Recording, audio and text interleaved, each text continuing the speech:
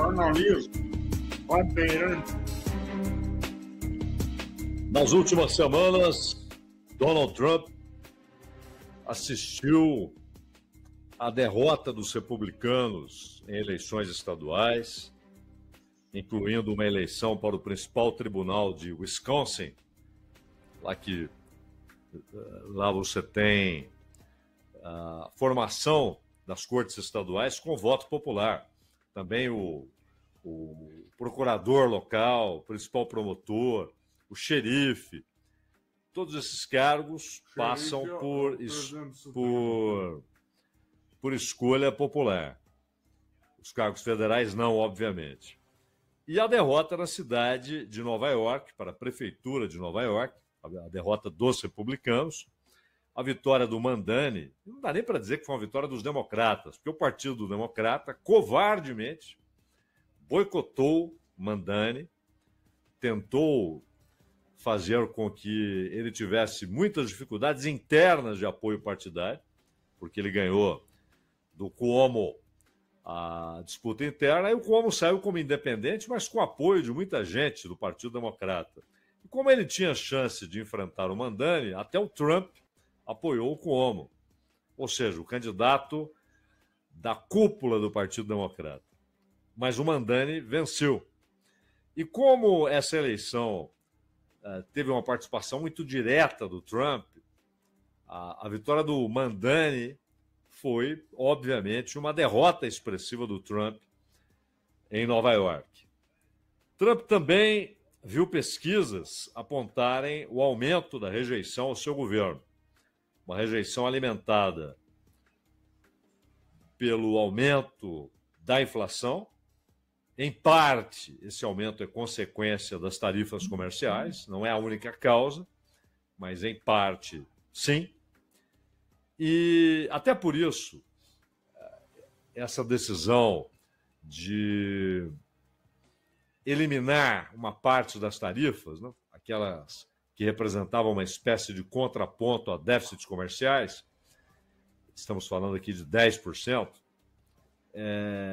essa foi uma decisão tomada por causa dos problemas internos, né? Alguns produtos que encareceram consideravelmente. Esse aumento foi percebido pelos consumidores e, claro, quando o sujeito começa a ter um pouco mais de dificuldade para comprar carne, para comprar café, para comprar alguns produtos industriais que usam componentes, insumos importados, ele fica irritado. E a avaliação do governo, claro, é atingida. Ainda mais quando o tarifaço não é algo não controlável, decorrência de situação internacional. Não, foi uma decisão que faz parte da política comercial do governo Trump. E, inclusive, houve comemorações no governo brasileiro, como se isso fosse resultado das negociações do Marco Rubio com o Mauro Vieira. Não, não tem nada a ver. Trump tomou essa decisão exclusivamente em função das reclamações internas.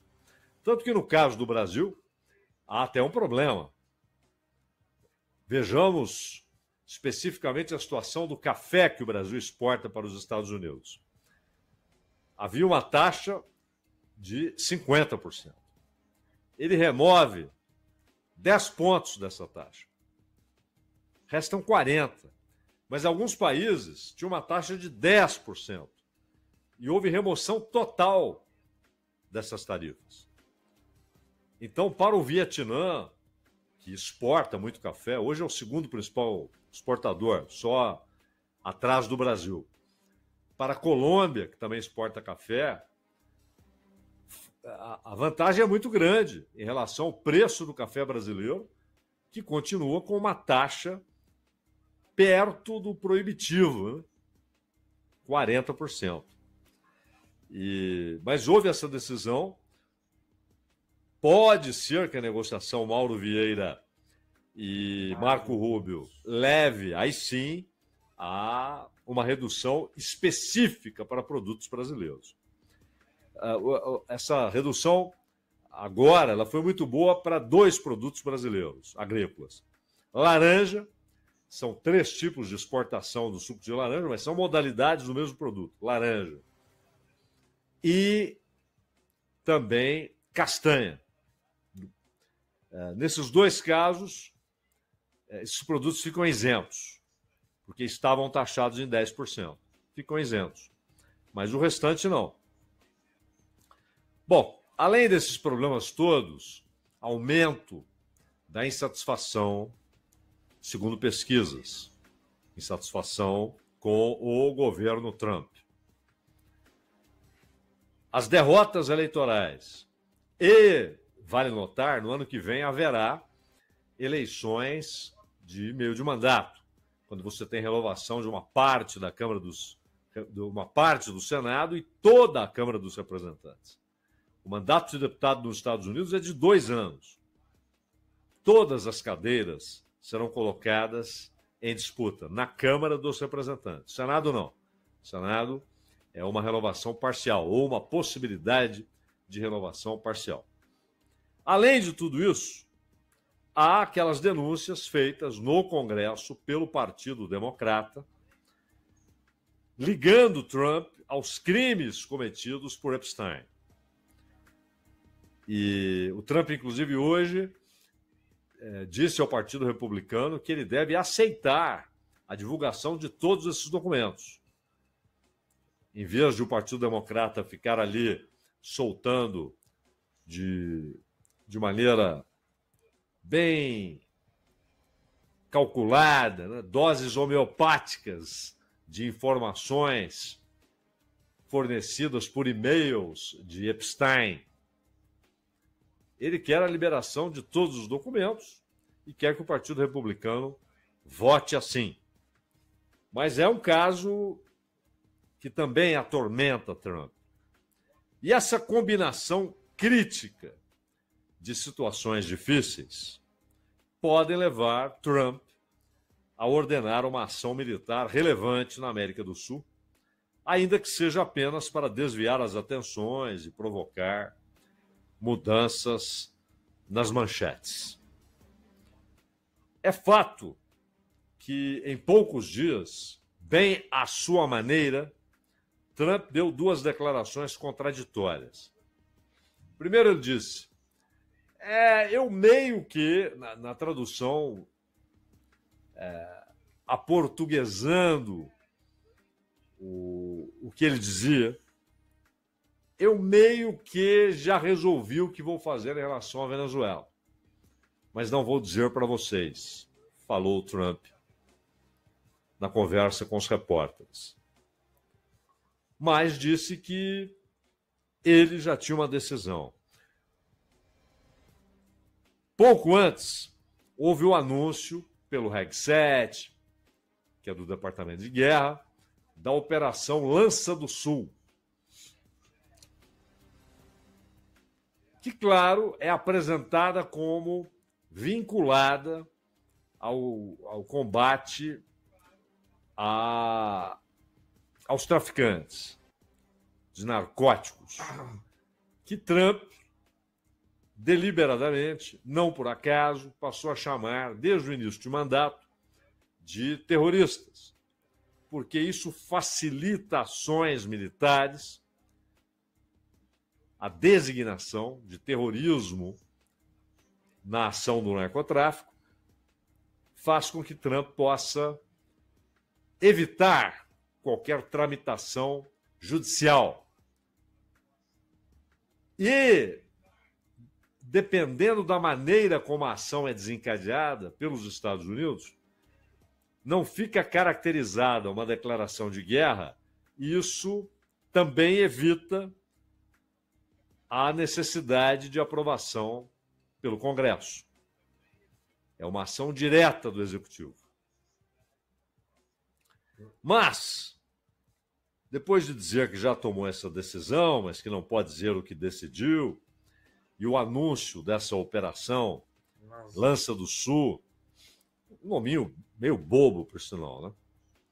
Mas o Reg 7 anunciou a Operação Lança do Sul, que mobiliza o Comando Sul e uma força-tarefa para além do Comando Sul, destinada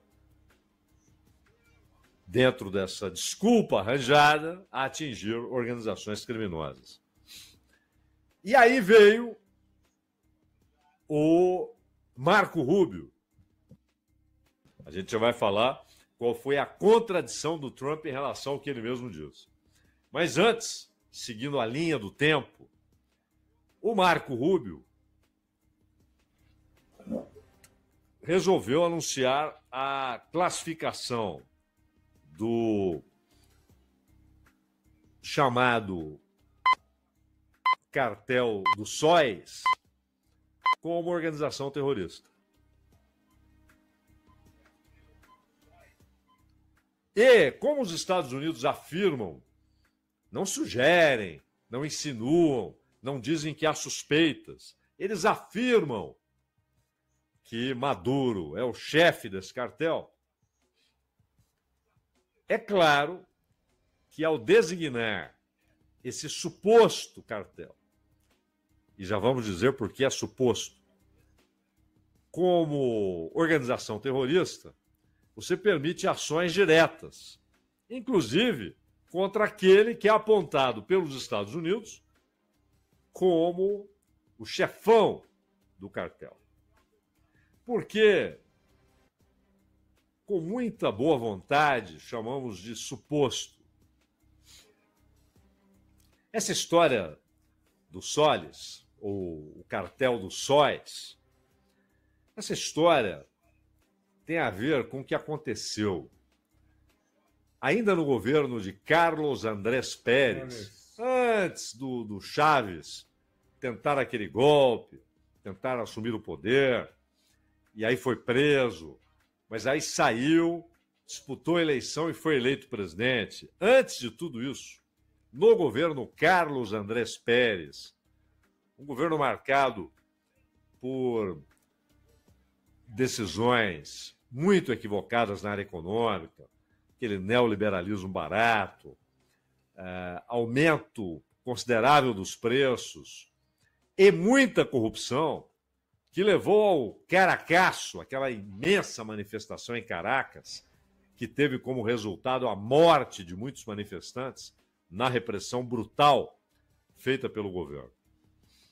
Naquela época, havia um grupo de militares venezuelanos que se envolveu com o tráfico de drogas, usando o poder que tinham nas Forças Armadas. E esses militares, alguns deles faziam parte de um batalhão que usava, que tinha na farda ali o desenho de um sol. E daí veio essa designação, né, do cartel dos sóis. Porém, esses oficiais depois foram defenestrados, aí o Chaves ganha a eleição, faz uma mudança imensa na cúpula das Forças Armadas, mudando o generalato, principalmente depois daquele golpe de Estado que ele sofreu em 2002. E esse assunto morreu. E agora é retirado da gaveta, inclusive o nome, porque esse cartel, que nem era um cartel e nem tinha esse nome, mas eram operações criminosas com participação de alguns generais venezuelanos na época de Carlos Andrés Pérez, e esses caras hoje nem são generais, alguns foram punidos, desengavetaram essa história e disseram, não, o cartel está aí, está na ativa, e o chefe é o Maduro. O que faz a imprensa ocidental?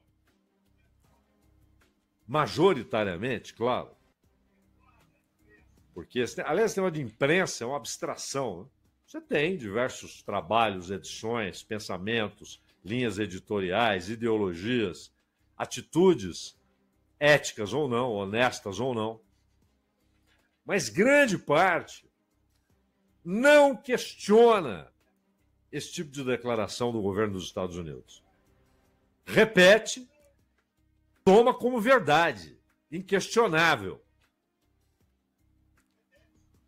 E aí, depois de 2 semanas, já não é Os Estados Unidos dizem que Maduro... Não, Maduro, chefe do cartel, já vira um fato. Ou tratam como se fato fosse. Os Estados Unidos, na sua longa história de golpes promovidos no mundo, derrubada de governos que foram considerados hostis aos interesses dos Estados Unidos ou não alinhados,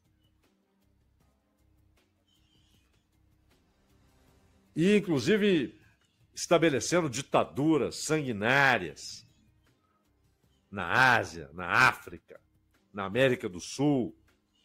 Sim, estabelecendo. Em alguns casos, participando ativamente. Em outros, estabelecendo com as próprias mãos, como aconteceu no Chile. Pinochet é obra dos Estados Unidos. A ditadura Pinochet é uma obra dos Estados Unidos. Mas, às vezes, eles se preocupam em dar uma explicação e inventam qualquer coisa. Ah, Granada. Já falamos disso aqui em 1983. O Reagan ordenou a invasão de Granada, que tinha então 70 mil habitantes. E ele teve a cara de pau, Reagan, de afirmar que Granada representava um problema para a segurança dos Estados Unidos. E inventou que um aeroporto que estava sendo construído pelos ingleses, hein? Na época da aliadíssima de Reagan, Margaret Thatcher, ele inventou que aquele aeroporto, porque teve participação de operários e engenheiros cubanos e tal, mas foi construído pelos ingleses, capital inglês e tal, que aquele aeroporto seria utilizado pela União Soviética para pousos e decolagens de aviões militares da União Soviética. Inventou isso. Invadiu Granada, um passeio militar, como é que um país pequeno como aquele, 70 mil habitantes, e em crise, porque o primeiro-ministro, Bishop, havia sido derrubado. Ele que fazia um governo que os Estados Unidos detestavam. E ele havia sido derrubado. E aí também se foi quem o derrubou. Mas não havia a menor resistência, ganharam fácil. E o Reagan teve de novo cara de pau, quando disse que aquela invasão exitosa de Granada representava a recuperação moral das Forças Armadas dos Estados Unidos. A demonstração de que as Forças Armadas, de novo, estavam fortes. Por quê? Porque eles ainda lambiam as imensas feridas da derrota que sofreram no Vietnã. Invadir Granada e dizer que aquela foi a restauração da demonstração de poder das Forças Armadas dos Estados Unidos é um troço tão cretino. E o Reagan fez isso. E volte lá atrás. Jacobo Arbenz na Guatemala, Mossadegh no Irã, quantos e quantos foram derrubados? E há sempre uma desculpa esfarrapada. O porta-aviões Gerald Ford já está na área, o que aumenta a pressão psicológica, né? O Maduro fica com esses espetáculos meio grotescos de cantar Imagine, né? De pedir para a população dos Estados Unidos que impeça uma ação militar. Convenhamos, né? Mas hoje veio a contradição do Trump. Ele falou, ontem, ele falou, não, eu estou disposto a conversar com o Maduro. Para quem havia dito 2 dias antes que já havia tomado uma decisão, de repente ele solta essa. Eles querem conversar, eles, os venezuelanos. Eu não tenho problema em conversar com ninguém, posso conversar com o Maduro. Mas conversar o quê? Pedir a rendição, pedir que ele renuncie ao cargo, e aí poderia negociar, eventualmente, um salvo-conduto para que ele fosse para um país amigo, ou uma anistia. O que o Trump quer dizer com topo negociar? A ação militar não começou e não se sabe em que daria. A Venezuela não é Granada. A conversa é diferente. Mas o porta-aviões Gerald Ford é uma expressão desse poderio militar. Ou seja, a maior força militar que a humanidade já concebeu, que são as Forças Armadas dos Estados Unidos, tem alguns símbolos dessa força, desse poderio.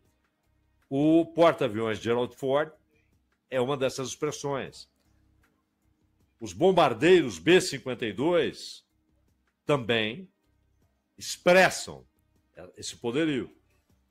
Tanto que alguns bombardeiros B-52 e alguns jatos de ataque sobrevoaram a frota, saudando a chegada do Gerald Ford, que pode ter 90 aeronaves.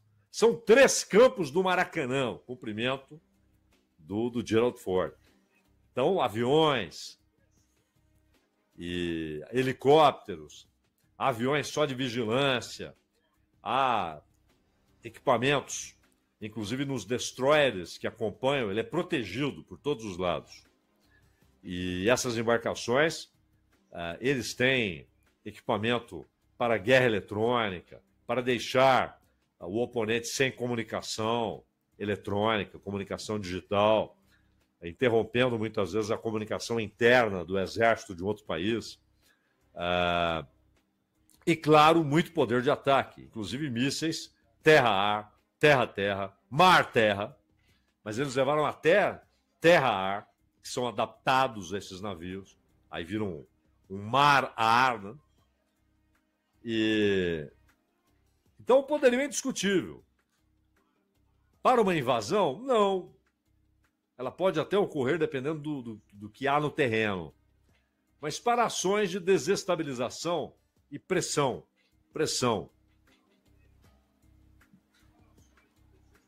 não só para o Maduro cantar Imagine, mas para ele resolver considerar a mudança de regime. Eu não acredito que o governo venezuelano considere essa hipótese, né? E, enquanto isso, você tem Maria Corina, uma golpista de longa história, de longa data, né? Inclusive signatária da Carta de Madrid, lá promovida pelo Vox, da Espanha. A Maria Corina mandando recados para a população, para que a população se insurja e que o governo Maduro se tornou um problema à segurança dos Estados Unidos. Ela repete essa canalice, repete essa mentira de que a Venezuela representa algum risco à segurança dos Estados Unidos. Isso é uma mentira cretina, estúpida, e ela repete. E, ao mesmo tempo, não se importa em sugerir uma guerra civil, que, obviamente, independentemente do resultado final, mataria talvez milhares de venezuelanos. Ou uma ação militar dos Estados Unidos, que também faria vítimas. Qual seria a capacidade de reação? Depende muito de a Venezuela conseguir reproduzir aquilo que os vietnamitas adotaram, a guerra de todo o povo. Maduro diz que fará isso, a mobilização de 4 milhões, mas isso é testado pelos acontecimentos, né? Uma coisa é o cara ter uma arma na mão, outra coisa é o que ele faz com essa arma quando o tiroteio começa. No Vietnã, o povo guerreou. 1 milhão de vietnamitas morreram, cerca de 50 mil soldados dos Estados Unidos, mas o Vietnã venceu. O Talibã venceu. A saída promovida por Biden do Afeganistão é de um constrangimento histórico para os Estados Unidos, tanto que o Trump usou isso muito na campanha, né? Que foi uma saída com o rabo entre as pernas do Afeganistão. Mas não se sabe. Se houver tiroteio, é que saberemos se a ideia de guerra de todo o povo de fato será adotada, se o povo com armas de fato agirá militarmente ou simplesmente entregará as armas. Essa é uma hipótese, como a outra, e tudo isso só se comprova, só se chega à resposta quando os tiros começam. O fato é que Trump, cercado por crises, passa a considerar um pouco mais a possibilidade de ordenar um ataque à Venezuela, o que seria militarmente uma aposta, que ele não sabe qual será o resultado, mas para a América do Sul, uma agressão, um desrespeito, seria mais um apenas na história.